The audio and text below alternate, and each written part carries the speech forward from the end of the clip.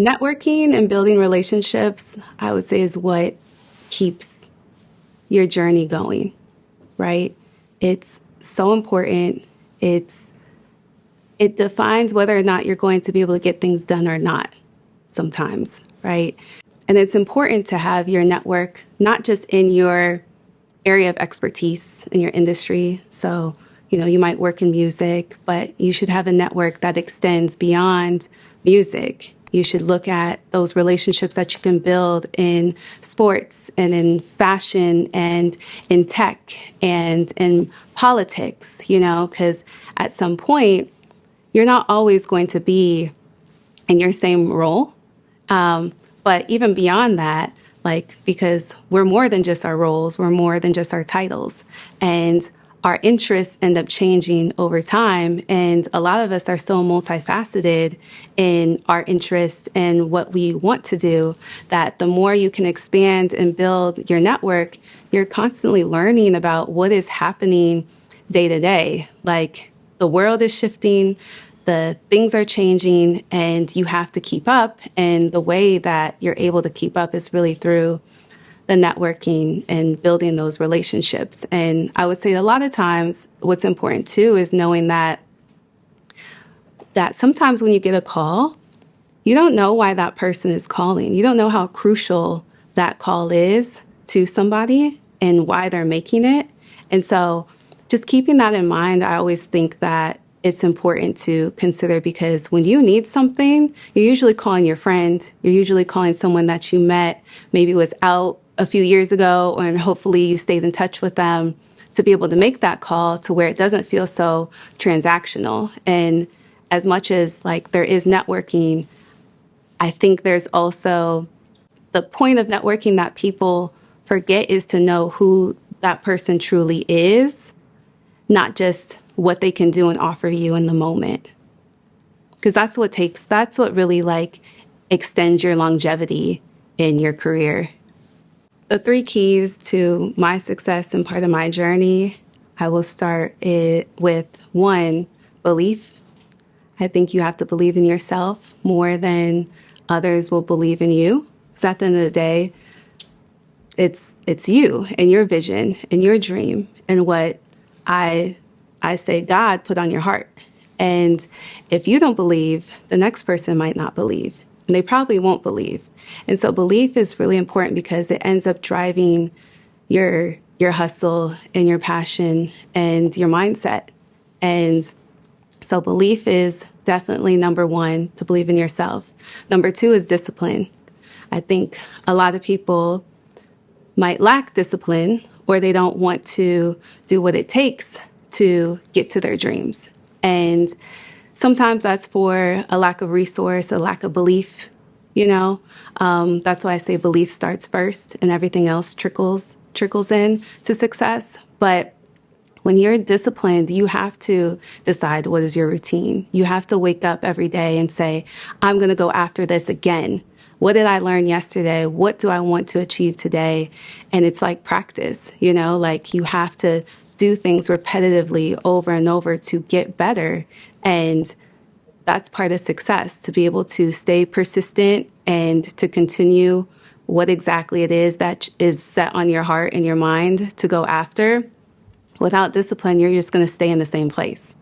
And then the third thing to success, I would say, is having authenticity of yourself and really owning that, right? I think there are times that people don't own who they are and what they've done, and that gets in the way of success, because what you show up with and are able to give is completely different from what other people have, Being authentic is, when you walk in the room, how do you leave people feeling? And authenticity oftentimes ends up beating talent, because when talent meets talent, what's going to end up, standing out? It's the authenticity, right? It's the ability to connect with people, to make people feel something. And so those are the 3 things for success for me: belief, discipline, and authenticity. The mindset in the industry in any sort of role that you're trying to achieve and be great at, it's important to have a healthy mindset.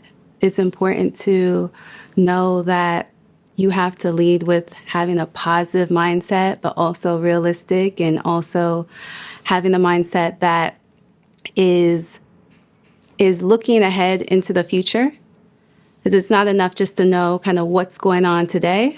It's what is going to be happening tomorrow, right?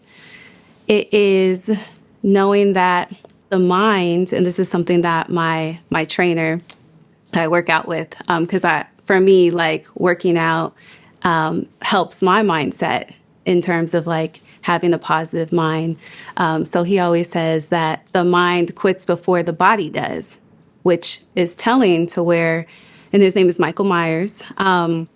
He has ingrained that into our minds because it's so true that there are times where you want to quit, but you're still here, like whether it's working out or it's literally you're putting in hours upon hours working in the office or on the grounds with an artist, or when something doesn't go your way and your mental will quit, but your body is still physically here, physically present.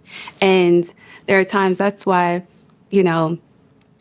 my trainer who shared that quote with me, he ends up pushing us more than what we thought we could.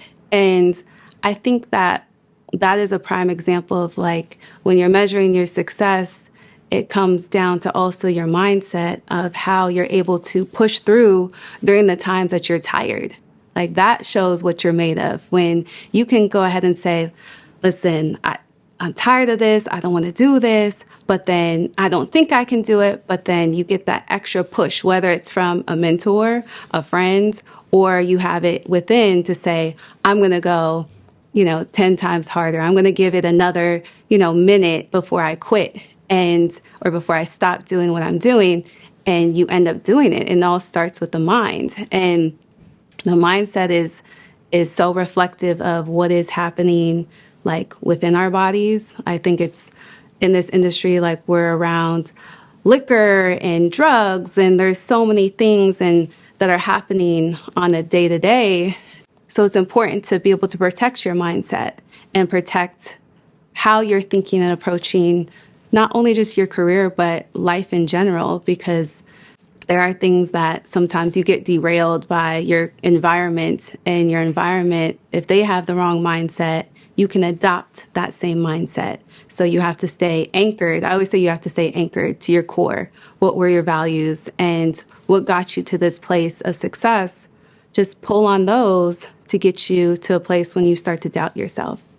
What keeps me motivated in creating opportunities or pushing boundaries, I would attribute it to the artists that I've worked with. And I say the artists that I've worked with because they inspire me. I've seen artists do things for the first time of their lives.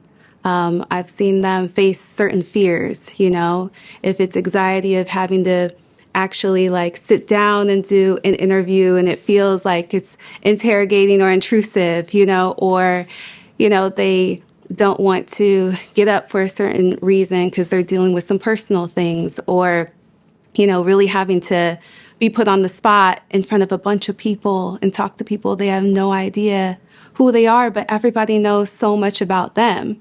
And they face those fears. And I've been lucky enough to be able to be inspired by seeing those things firsthand, like learning how to hold the microphone for the first time, and get better and improve. And so that motivates me because I know that if there are ways for me to go ahead and help them in some capacity, like it only serves a bigger and better purpose.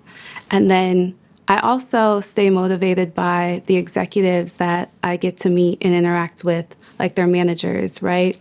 I've been in the corporate space on this side within these buildings, and then I'm dealing with managers who haven't worked in the corporate, arena, and we're trying to figure out how to work together in the best capacity and do what's right for the artists. And I get inspired by the calls that I'm on when they're fighting for their artists and saying, this is what I know. And there are sometimes there's layers, to these conversations, and there's layers to decision making and why decisions were made, and who has the final decision. But their actual, their relentlessness to go ahead and say, no, this is what I see.